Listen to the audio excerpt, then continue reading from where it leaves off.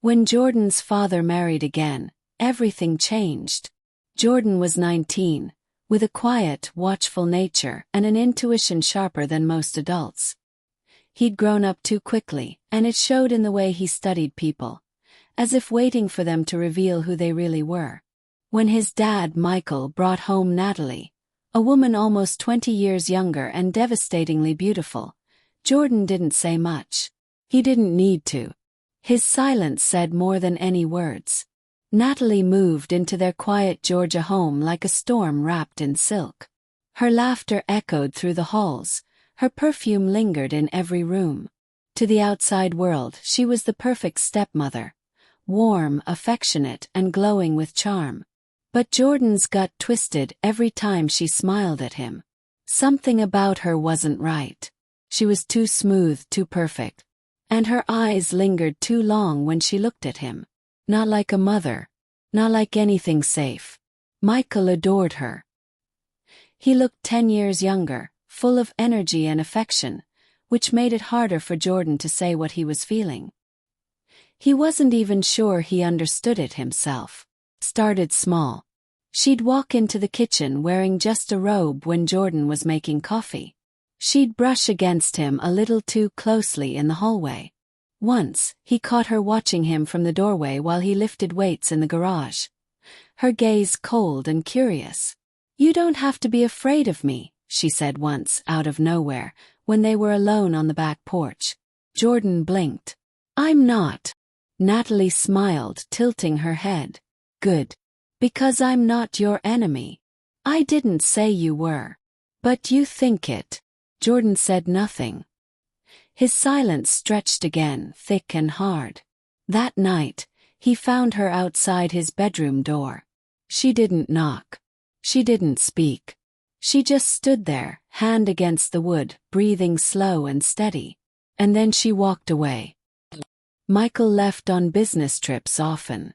Jordan knew his father worked in construction, managing sites in other states. Natalie stayed behind, playing the devoted wife. But one weekend when Michael was away, Jordan woke up to find her sitting in the living room, staring at the blank TV screen with a glass of wine in her hand. "You don't trust me," she said again. He didn't respond. "I don't blame you. I wouldn't trust me either." Jordan turned to leave, but she stopped him with a whisper. "Do you know what your father did to his first wife? That made him freeze." "He didn't tell you, did he?" Her voice was soft and sharp. "You're just like your mother, quiet, suspicious, smart." He turned slowly. "What are you talking about?" Natalie stood, wine glass dangling from her fingers. "Look into it. Questions. But be careful, Jordan. Not everyone wants the truth." That night he barely slept. The next week Jordan started digging. Old records, police reports, archived articles. His mother had died in a car accident, or so he'd always been told. But there were holes in the story, strange inconsistencies. A private investigator's name popped up in one of the old papers, and when Jordan finally reached out, the man was retired but remembered the case. "You're Michael Gaines's kid?" the man asked, voice cautious. "Yes." "Then you'd better be real careful, son. Your dad's not who you think he is." "What happened to my mom?" There was a long pause. "She was scared of him. Said he was getting violent. Wanted to leave, take you with her. Next thing we knew, she wrapped her car around a tree in the middle of the night. No skid marks. No sign she tried to brake.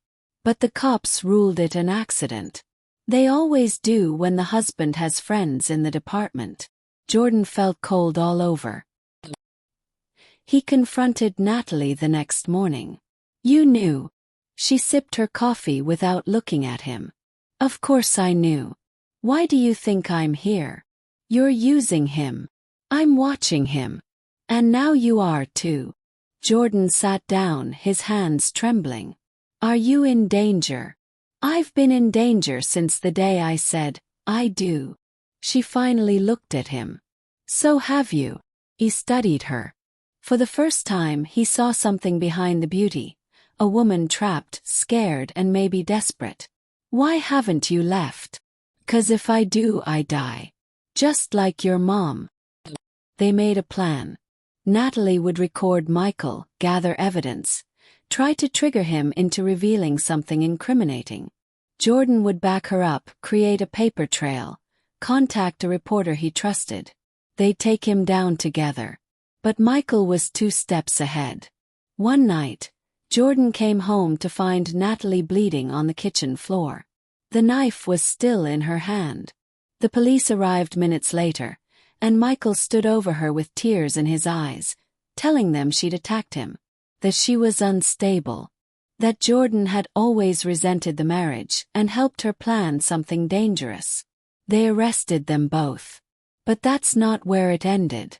Natalie had left a note hidden inside a book on Jordan's shelf, coded, dated, and full of evidence.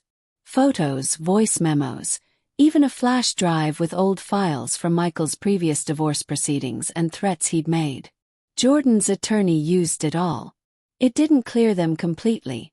Michael's lawyers were vicious, but it cracked his image.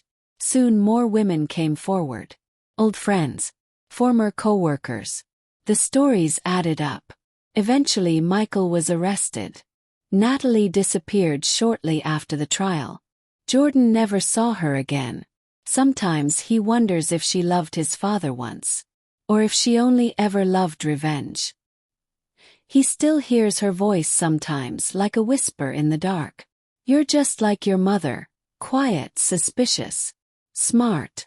And that's what saved him in the end.